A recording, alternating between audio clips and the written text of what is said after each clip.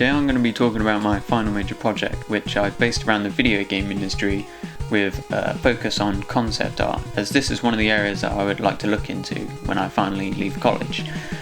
But another area is game animator, but for this project I focused on concept art. I've chosen to focus on video games and the video game industry because they've been a big part of my life. I've spent my whole life playing video games and growing with them. I remember my favourite game was Spyro Year of the Dragon on the PS2, and since then games have been absolutely amazing. I think over time they've definitely changed and they've managed to become more artistic in what they express, the way they can tell certain stories other than just being purely for fun. And overall the industry is just something that I would like to contribute to, as they've definitely impacted me as I've grown up. I've learned a lot of lessons from them, and basically a lot of characters and stories have been from video games that I've enjoyed. So without further ado, I'll take you through some of the stuff that I've done on my project. To start off, let's look at some of the researches that I've done. So first of all, Shigenori Saojima is an artist who's working in the video game industry, mostly on concept art, and I've looked at him mostly because his work is absolutely amazing. He's worked on some of the biggest games, and it was just really interesting to look into what he's doing and understand how he actually manages to create these characters. Another artist that I obviously had to look at was Yoji Shinkawa, who's one of the biggest artists in the video game industry, and he's worked on some of the biggest games from Metal Gear to Death Stranding. He's got a really unique style with using Sumi-E in his work, so I tried a little bit of this throughout my project, but I've mainly looked at him for the ways that he's managed to develop these characters, and the ways that he's worked is so unique that I had to look at him. Dave Raposa is another unique artist that I came across while researching for this project. He's done a lot of work with comic books, and it really shows up in his style, where he's got a lot more line work in his stuff, and I found it really useful to look at his line work, as this is mostly what my work is made out of, but looking how he's done it could really improve my style, so I've been looking at him through this, and it's really useful to look at this stuff. Sam Yang was another artist I looked at, who I came across through social media, but included him in this research as he manages to use a lot of his colours and brushwork really useful. He does a lot of videos online as well, so I wanted to look at him so that I could learn from some of his videos that he's done. So he was an artist that was very informational for this project. Funny enough, Johannes Vermeer is another artist I looked at, who's typically not the type of artist that I would look into for my work, as my stuff is usually always digital and more modern pieces, but I looked at him because he works in the Tenebrism style, as well as some others such as Caravaggio. But I've looked into them because I've been planning on implementing the really dark areas into my work, almost using pure black to create some shading on the characters, as I think it can create really strong contrast in the colour schemes of your pieces. But it could also help in concept art, as it creates a lot more shape easily, as Yoji Shinkawa is also an artist that has used this a lot. Here I've simply written a little bit about concept art and illustration, basically just talking through looking into what the industry is more about, and purely the illustration and concept art areas of that industry. Here I've also talked a little bit about character model sheets that would be used for concept art.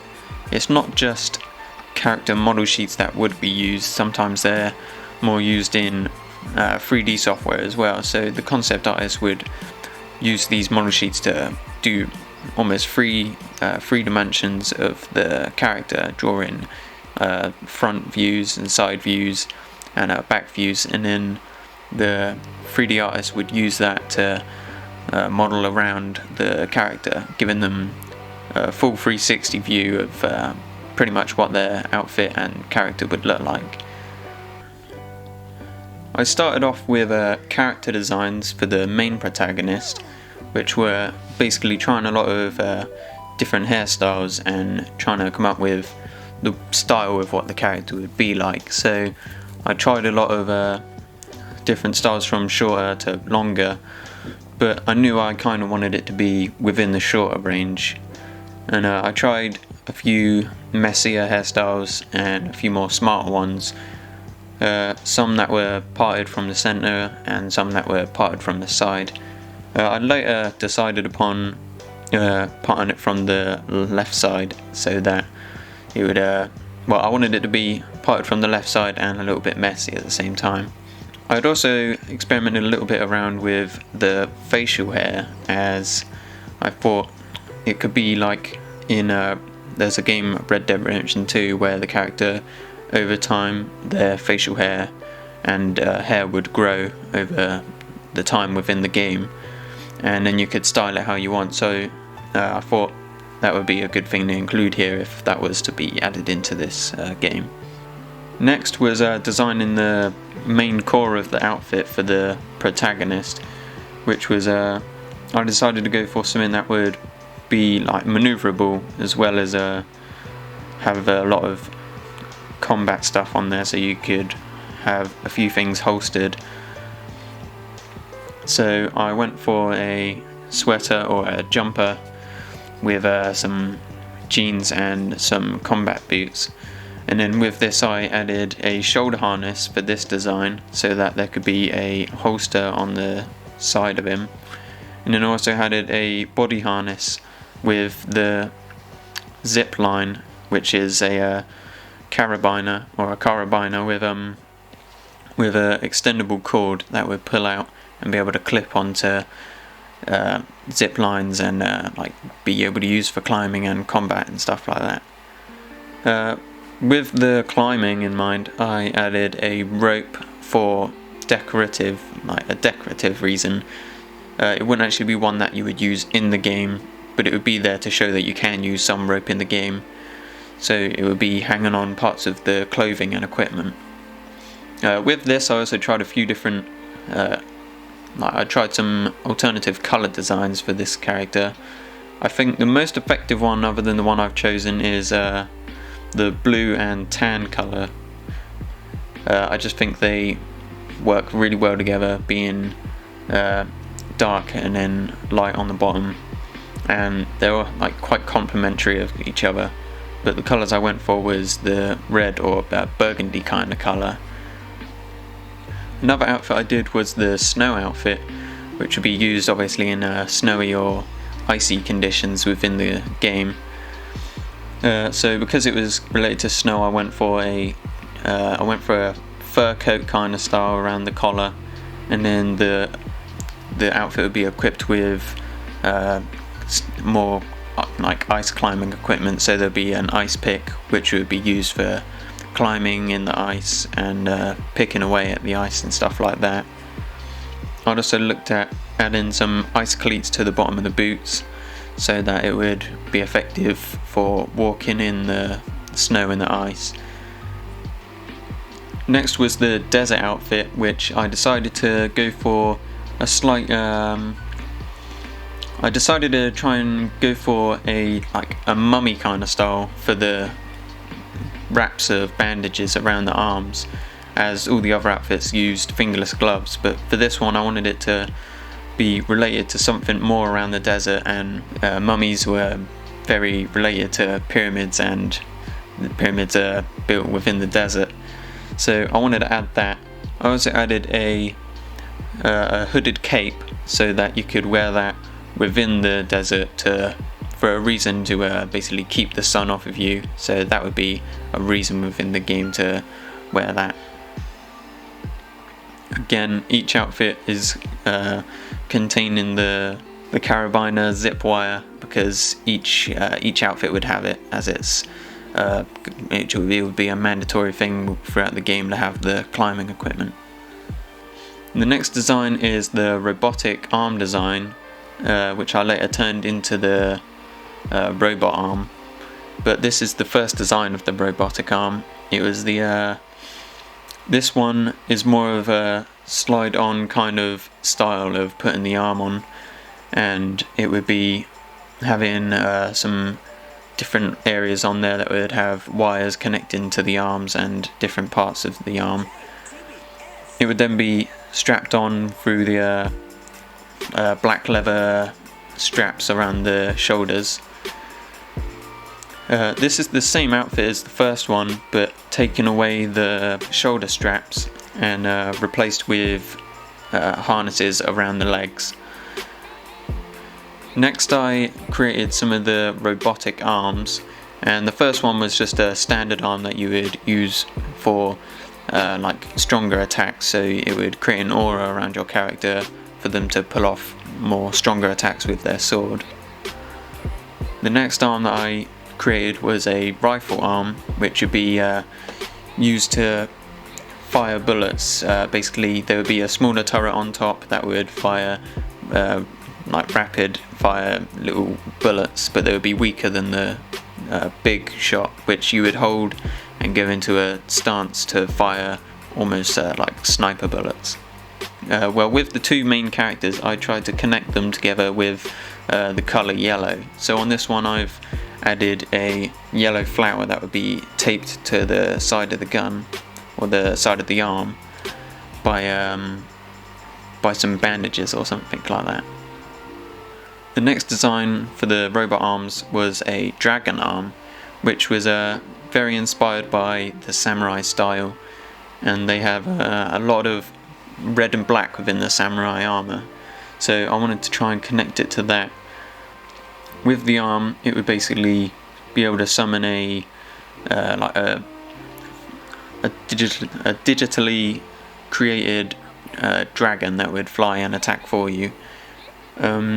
The style, each arm has a different little design icon on this one, so with this one I tried to relate it to the Japanese style dragons.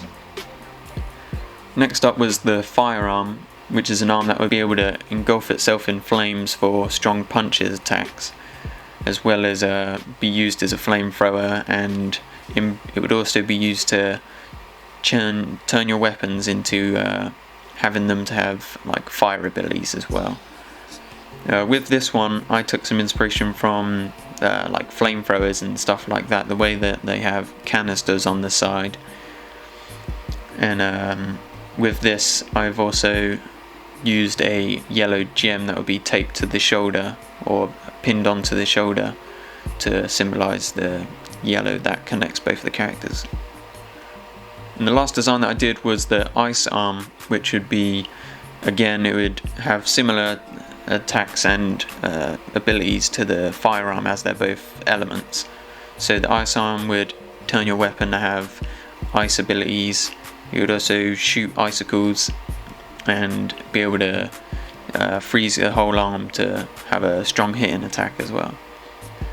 With this design I've gone for a kind of science lab experiment on the arms, with the vials being plugged into the side of the arm and then having it all frozen over with ice climbing all up around the side. I also have those little circular things pointing into the arm, which are flowing a special liquid of like ice and frozen water around of it.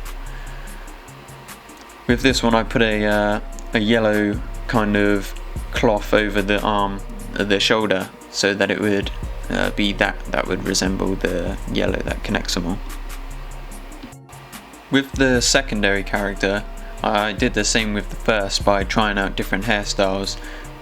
With this one I tried shorter and then to longer, but the style that I settled on was this messy frizzy kind of style, as it was just something that I really liked and I thought it was something that would show off the personality of the character a bit more. With this one I was toying around with the idea of facial hair a bit more, as I wanted this person to be a little bit more rugged looking every now and then. So I went for a short beard, like a short full beard. With this you can also see how I designed the characters. I would start off by drawing the shapes and would then draw the outline as a rough outline, and then if I wanted to maybe draw it over a bit more smoother, but as these were concepts, it wasn't anything that I would need to draw over again. So I would draw the overall body of the character, and then once I have the body of the character I would then add the clothes on and then reuse the same pose to try a bunch of different outfits. These are the 4 main outfits that I designed for the secondary character. I went for a combat styled and then a formal kind of style one, as I was expecting throughout the game there to be a part where you would need to maybe infiltrate some fancy place or something and you'd need to be undercover, and these were the formal outfits that I created. The one with the blue was a bit more casual than formal, so then I created the colour alt, which was number 2, and this one was I thought this one was a bit more, I don't know, fancy looking. So moving on to the combat outfits, which are the main part of that, I put the yellow bandana around the character's arm, which again relates the 2 characters together. The characters also have the yellow carabiner like the primary one had, so he too can use it for zip lines and other stuff like that. I did the first one where he has a t-shirt over the undersleeve armoured long sleeve top, and then I removed this and put some more harnesses over the outfit, and the one with the harnesses on is the main outfit that he would have. With this I also add a little bit more detail to the outfit by adding some bandages wrapped around the leg, and then having his cargo trousers being having like a slight camo pattern on them. With these I also did small character profiles where it would have a picture of them with a bit about them as well as their name, so it could be maybe some, just to tell you a bit about them, maybe even in some promotional material that would be used. So here I've wrote a bit about who he is and why he's on the why he would be on the mission in the game. I also did this for the primary character, again just writing a bit more about them and why they're on the mission of what's happening inside the game. For the biker character I was looking at different styles of leather jackets. I was looking at ones that were cropped and ones that were full leather jackets in full length. I was looking at different styles and different colour schemes, but I settled on that I definitely wanted a black leather jacket. So the one on the right here, the image on the right, is the first design I did, one that was a cropped leather jacket and was more biker style with the leather trousers as well and shiny leather boots. The other big image here is the final design that I went for, with the textured shoulders again, and this one being a little bit more plain and being a full length. I had also done a few different colour alts for this style of jacket. I was trying different coloured suits for the underneath and different leather jacket colours. A few of them are a bit bold and some of them slight changes, but they were just a few experiments of different colour schemes that could work. On this sheet I've got the portrait view, and then I've added a back view so you can see how the hair would be tied up from the back, as this would be helpful for 3D modelers if they would want to know what the hair would look like, how it would be tied up at the back. Here I've also added some expressions. These are usually only added for 2D work and like animations and stuff. For the helmet design, I wanted to have some small cat ears to show that there's a little bit more of a different side to this character other than the character that is given off of the biker person. I then put this image together of the person on the bike. It would show what kind of bike they would be riding and how they would be kind of standing if they were to ride the bike. This is a first example of what I was expecting my cover artwork to look like. I wanted it to be kind of resemble the Castlevania game from the NES. So with this I had it a bit different. I had the castle in the center, further in the distance, with some dark clouds swooping in from the side. The ground would be a little bit cracked, and he would be it would be a dark scene with him charging up his robotic arm, as the robotic arm is like a main weapon within the game. Here I've also put in some light that would be shining off it to bring the focus down to the character. I then did an example of what the game would look like what the cover would look like on a game sleeve, and this is what I got. So this was mainly just to see how much of the artwork could be cut off from the full piece to the cover art, so that I could see roughly how much I would need to draw to have, like, how much detail I need to put into one area, otherwise the rest of it would be cut off from the other side. This is my final design of the poster of the cover art as well. So here I had both main characters on either side of the cracked earth. So the earth would be split down the middle and they would be both on different sides. So I wanted it to resemble that each side was a different like timeline or a different realm. So the earth would be cracked down the middle, one side is more desert-like and the other is more kind of like dark if it was near a volcano. With the characters I had them ready in fighting positions.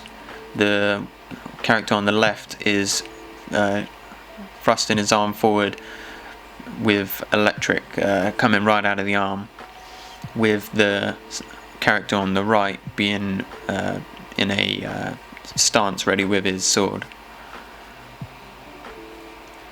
This is what it looks like on the game disc. I edited quite a few bits of this. I added in the Peggy 18 logo as well as some of the things why it would be like that. I added in a company logo to the bottom right and on the right of the back of the work as well. This is an image from the final piece that I've drawn. He's the character. It's the main character, but this is the image that was in the background of the sky. So here I want to talk about a little bit of how I created this. So obviously I started with the sketch, which looked a little bit like this. This is the sketch that I did. I drew it all together and then just have a look, see if it would look good enough like this, and I decided that yeah, it would look good enough, and so I built it up from there. I quickly talk about the shading here, because the shading really helps bring the piece to a three-dimensional kind of feel. To get this effect I used a deep red colour, switched the mode to hard light and changed the opacity to 60, and then painted over the image in the areas where I would want there to be shade, and this helps bring the image to a whole new level. But the main part that I want to talk about for this image is the eyes. I did the eyes a bit different than I usually would do them. So here I've done them in a way that I think adds a lot more life into them. So here I've basically put the background of the eyes in I started with a really dark brown at the top and then came up with a lighter brown from the bottom, so that they would meet in the middle. And then this, I've added in a whole bunch of colourful shapes, so a whole bunch of different colours. I think I've gone for green, blue, orange and yellow, and a little bit of purple as well, a little pink purple. So I've put all of those in some like crystal shapes, and then I would blur those out. I would use the smudge tool with a long spiky brush and would paint up and down on them until they would have this effect here, where they're all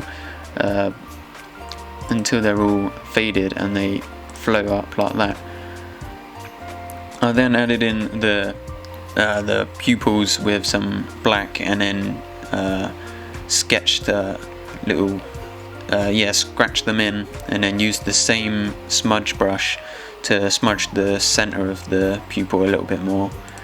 I then added in some reflections and some scratches, like some scratchy lights on there, and finished it off with some more like yellow diamond reflections within the eye.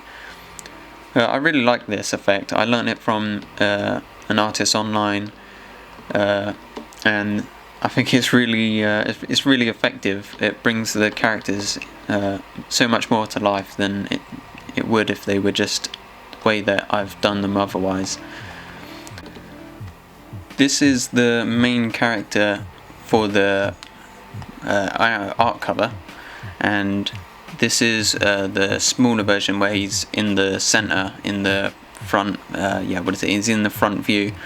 So here I've added as much detail as I could to certain areas, such as the shadows. They really bring the images like this to life, where they're line art around the sides and then flat colors, and then I would add the shading and it brings it into more three-dimensional. It makes it look so much more better. Here I've started out with the sketch again as well. The sketch was more detailed than I usually would do on other pieces. I obviously started out with the shapes and everything before getting into the full version of the image, but here I've gone around, created where I would want everything to be, and then pulled it and smoothed out all of the lines as I would draw everything else. I would make all the lines much more smoother. The sketch was more to create a detailed sketch, so that I could take that like those scratchy marks and then make them more smooth like everything here. Here is the second character for the art cover. For this one it's relatively the same thing. I've started out with the sketch, which I'll show now. I started out with the sketch groups, again a more detailed sketch, but having the lines be a lot more scratchy than a lot more detail but really scratchy, so that I can then take the lines and smooth them out a lot more.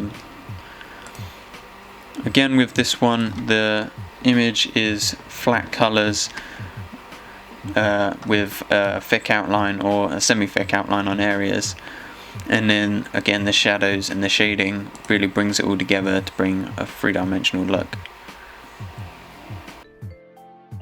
So all of that is pretty much what my final major project has been about.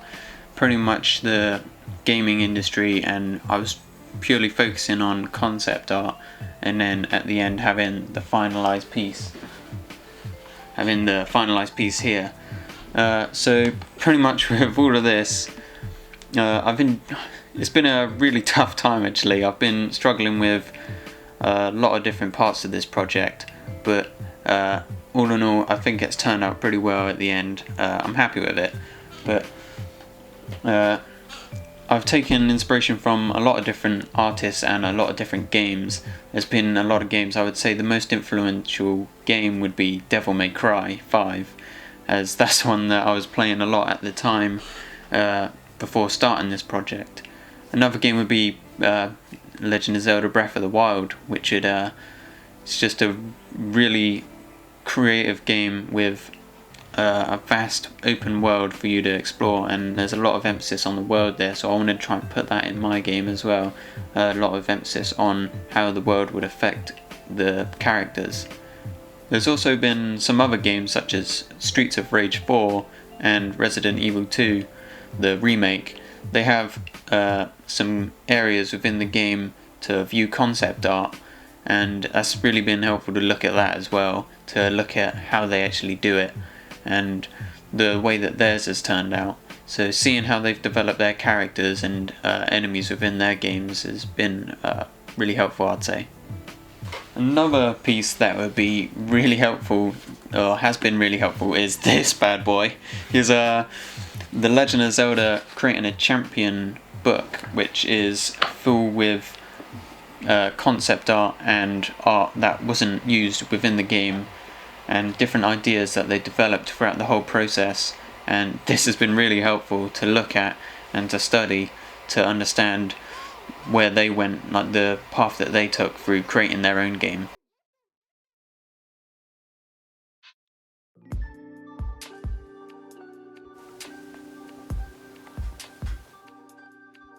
So with all that said, I think that's pretty much all of that I have for this project. So thank you for watching, and take care.